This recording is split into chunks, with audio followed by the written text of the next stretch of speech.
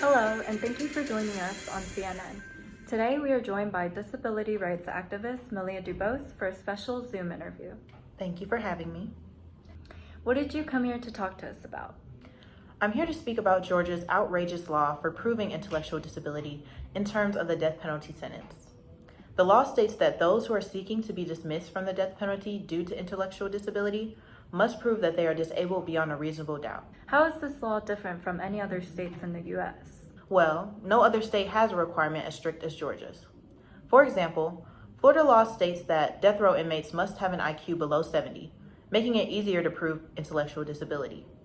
Under Georgia's law, no defendant in the state that has been sentenced to capital punishment has been able to satisfy the beyond a reasonable doubt requirement. Why is this an issue for many Georgians?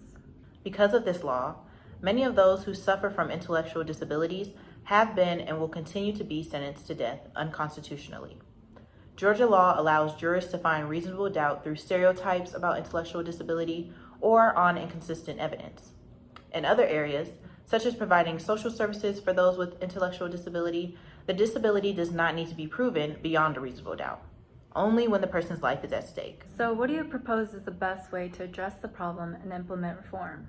Georgians need to contact their senators and representatives to get this issue in the mainstream news, so it can hopefully be brought to court again.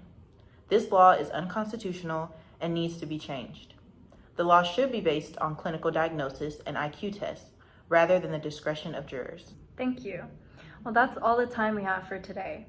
Thank you, Maleah, again for joining us and providing us with deep insight on the issues in Georgia. Thank you for having me.